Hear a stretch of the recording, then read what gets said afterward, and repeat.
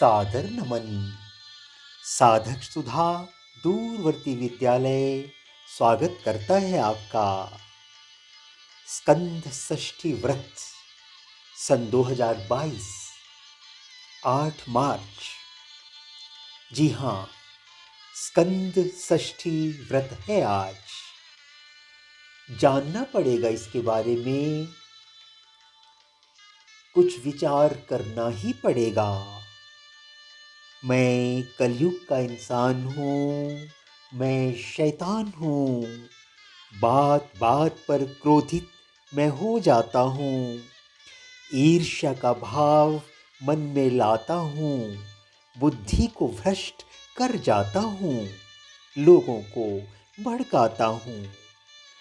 स्कंद षष्ठी व्रत रखने से चला जाएगा दूर काम। क्रोध विनष्ट हो जाएगा। मोह नहीं रहेगा। अहंकार से मुक्ति पा सकेंगे हम।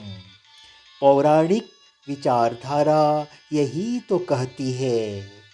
क्यों ना कुछ विचार करें आज। क्या इतनी सरलता से काम क्रोध मोह अहंकार चले जाएंगे?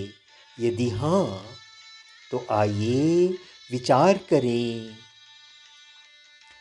स्कंद षष्ठी धर्म ग्रंथ कहते हैं, भगवान शिव के तेज से बालक उत्पन्न हुआ स्कंद।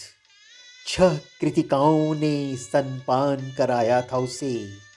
6 सेविकाएं थी उसकी। 6 मुखों वाला था वह। भगवान कार्तिकेय 6 मुखों वाले माने जाते हैं। षष्ठी को जन्मे थे वह। भगवान कार्तिकेय को प्रसन्न करना है, षष्ठी तिथि अपनानी पड़ेगी। जी हाँ, फाल्गुन शुक्ल पक्ष की षष्ठी तिथि यही तो आज है ना। इसी दिन भगवान शिव और माँ पार्वती के पुत्र भगवान कार्तिकेय की पूजा की जाती है। जी हाँ, कार्तिकेय जी के पूजन का दिन आज ही तो है। स्कंद षष्ठी का व्रत रखा जाएगा।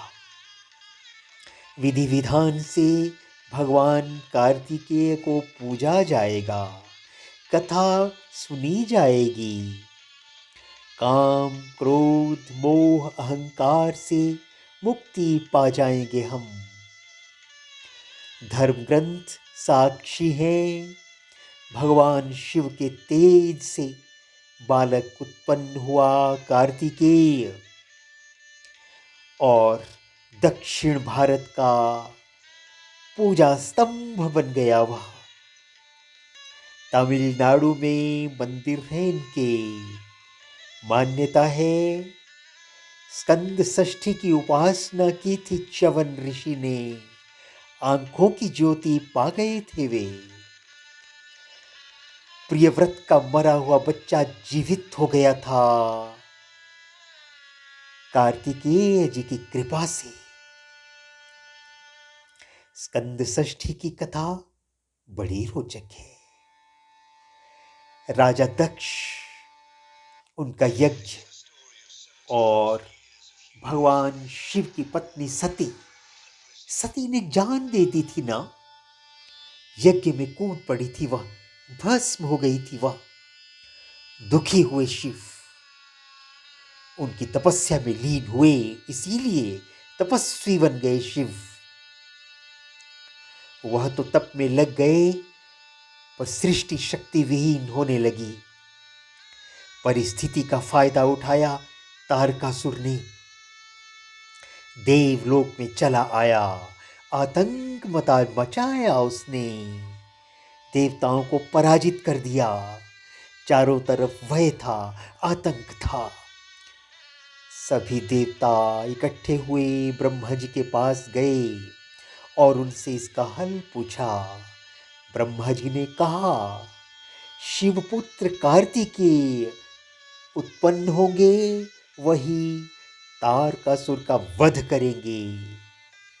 देवताओं ने भगवान शिव को पूरी बात बता दी। अरे पार्वती नहीं रही थी, फिर भी भगवान शंकर का तप देखिए। पार्वती फिर जीवित हुई, फिर शादी पुनः की गई, फिर संतान हुई, नाम रखा गया कार्तिकेय। वैसा ही हुआ जैसा कहा गया था। कार्तिकेय ने विनाश कर दिया तारकासुर का और नाम अमर कर दिया। तारकासुर का वध करने वाला, देवताओं को रक्षण में लाने वाला, त्राण देने वाला देवताओं को कार्तिकेय, कार्तिकेय भगवान। अरे स्कंद षष्ठी को पूजा की जाती है उनकी। मां पार्वती भगवान शिव की प्रतिमा के साथ उन्हें स्थापित किया जाता है। घी अर्पित करते हैं उन्हें, दही अर्पित करते हैं उन्हें, जल चढ़ाते हैं, फूल चढ़ाते हैं, अर्घ्य देते हैं, कलावा चढ़ाते हैं, अक्षत, हल्दी, चंदन, इत्र अर्पित करते हैं इन्हें। कार्तिकेय का मंत्र पूजा में पढ़ा जाता है। देव सेनापते स्कंद कार्तिकेय भवोद्भव कुमार गुह गांगेय शक्तिहस्त नमोस्तुते। शाम होगी, भजन किए जाएंगे, कीर्तन किया जाएगा। अरे ब्रह्म पुराण में लिखा है ना, स्कंद की उत्पत्ति अमावस्या को हुई थी और अग्नि से पैदा हुए थे यह। और फाल्गुन मास के शुक्ल पक्ष की षष्ठी को प्रत्यक्ष हुए थे वे। देवों के द्वारा सेना नायक बनाया गया था उन्हें और तारकासुर का वध कर पाए थे। तारकासुर का वध कर दिया था उन्होंने। इसीलिए उनकी पूजा दीपों से होती है, वस्त्रों से होती है, अलंकारों से होती है और उनके माता पिता को भी साथ ही पूजा जाता है। महान है वे माता पिता जिनकी संतान ने इतना बड़ा कार्य कर दिखाया। कार्तिकेय की स्थापना करके अखंड दीपक जलाए जाते हैं और विशेष सिद्धि के लिए इनकी पूजा अर्चना भी की जाती है। अरे फिर से याद करना पड़ेगा उन पंक्तियों को, मैं हूँ लोभ और लालच का कारण जो गरीबों की बेबसी में उनसे गलत काम करवाता हूँ, तो अमीरों को काला धन कमाने के उपाय मैं ही तो समझाता हूँ। मैं जिस पर भी हावी हो जाता हूँ उसकी मति भ्रष्ट कर सारे उल्टे काम करवाता हूँ। मैं हूँ लोभ, मैं हूँ लालच। आइए आज लोभ लालच को समूल मिटा दें। आइए स्कंद षष्ठी का संदेश जान लें। काम, क्रोध, मद, लोभ सभी को मार दें। स्कंद षष्ठी की सभी को बहुत बहुत बधाई। तन्मयता से सुना, धन्यवाद, बहुत बहुत धन्यवाद। फिर मिलेंगे, तब तक सादर नमन। आपका अपना रवि।